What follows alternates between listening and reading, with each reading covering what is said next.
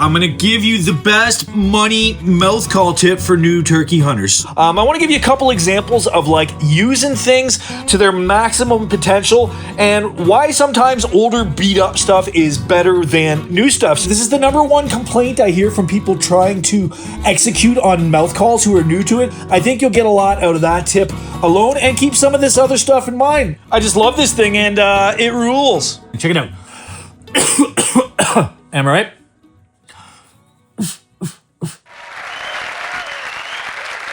Amazing, right? Like, that's amazing.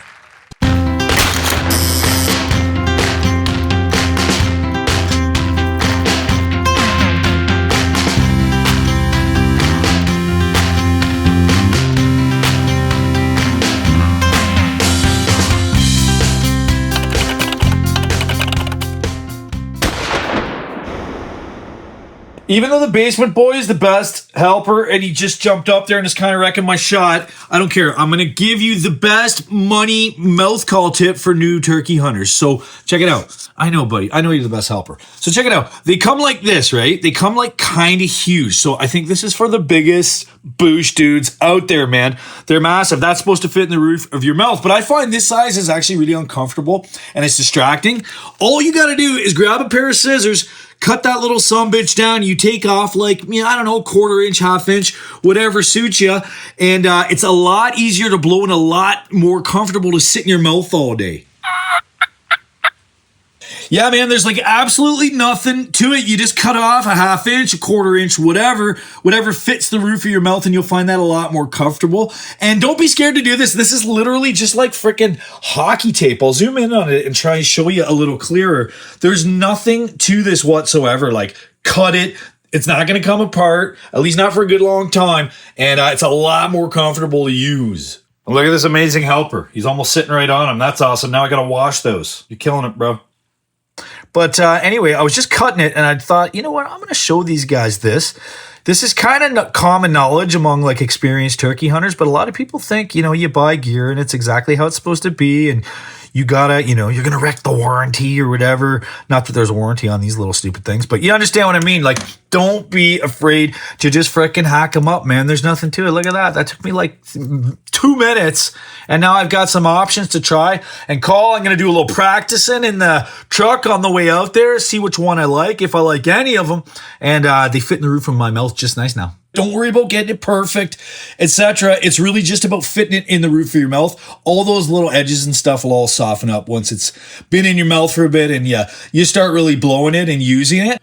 Basically, what I'm saying is modify stuff. Don't be afraid to bend a thing to your will, to your own personal comfort level. Make it right for you. It's your money. You know what I'm saying? Like, fuck warranties and all that, man. Make the stuff work for you and whatever it is. If it's a little mouth call, if it's a decoy, if it's a jacket, whatever it is out there, bend it to your ultimate desires. Make it right and you'll have a better hunt and a better experience all around.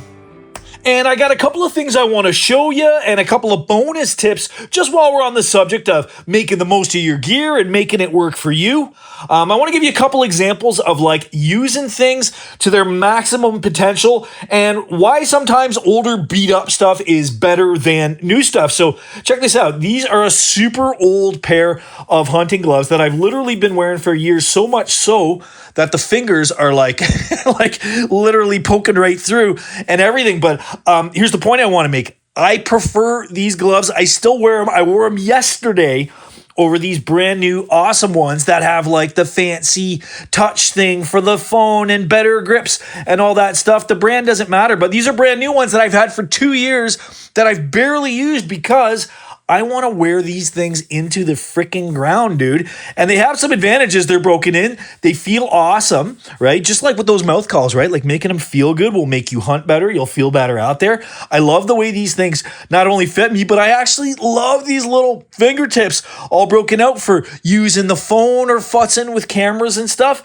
This one actually does have that fancy fingertip that's supposed to work better on phones and stuff. It doesn't. Nothing beats that right there. And I've got like, you know, most people probably would have thrown those away literally a couple of years ago, but I actually like that little tip out there. It's better for me. And also I'm getting a whole bunch more useful life out of this piece of equipment. Now, they're not expensive. I've already bought another set, but I prefer these ones, man, because they're better for me. So while we're on the subject of like, you know, reusing old gear as much as possible, I want to just show you this.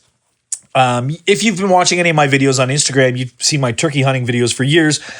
You might have noticed this. This is a little gun rest that I strapped to my knee. And I've bought exactly one of these in all those years that I've been using it. It's been ripped to shit. I've repaired it so many times. Look at that. But it still works. It's got literally got camo tape, Gorilla tape over all the big rips, etc. It still does its job. So I think the tip I'm trying to give you here is like, don't always be running out to buy the newest, latest. This thing just does its job exactly how it's supposed to. And hey, it ain't pretty. It's all ripped up, etc. But you know what? I strap it on my knee and it holds my gun exactly the way I need it to. I could buy 1,000 of these things. It's not the point. I don't want to throw more shit in a landfill when this thing works just fine.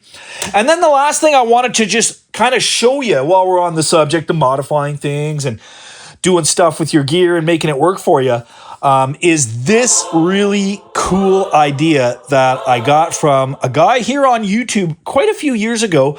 I don't even know if he's still on here. I should check into his channel, but shout out Dr. Ken Nordberg. If you haven't checked out Dr. Ken Nordberg's channel, it's pretty great. He's just got a great way of explaining whitetail deer hunting.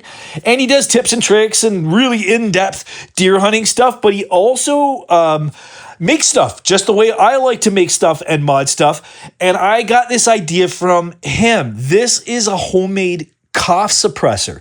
And all it is, and I'm, you know, just full disclosure, I'm a filthy smoker and I am prone to the odd little coughing fit where exactly when I don't want it to happen.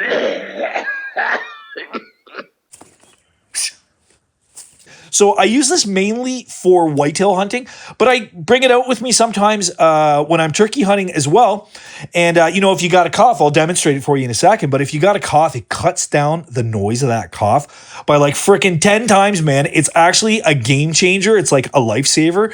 If you need to cough out in the bush, it could save your hunt. And all that literally is a pill bottle with a bunch of paper towels or Kleenex stuffed into it. If you guys are curious, let me know in the comments. I'll show you how to make one of these. There's literally nothing to it. It's a pill bottle, some camel tape, and then just like wrapping up layers and layers and layers really tight of some kind of paper, or you could even probably use a cloth or whatever, but some kind of paper, a paper towel, some toilet paper, maybe a freaking Kleenex or something like that, really tight.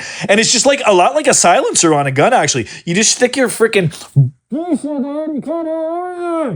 The reason I like the paper is because, you know, it can get gross or whatever if you're like coughing into it a bunch, and you can just pull that stuff out, burn it, and freaking replace it, and it's all nice and clean, and I do clean it sporadically. But anyway, this is just a super cool little homemade hunting product. I didn't buy that from a store. I got an awesome tip from Dr. Ken Nordberg on YouTube, and I've been using this thing for years. Costs like pretty much $0. I just love this thing, and it rules. Hold on, just before I'm done here, I want to give you one more demo of this thing. Check it out. Am I right?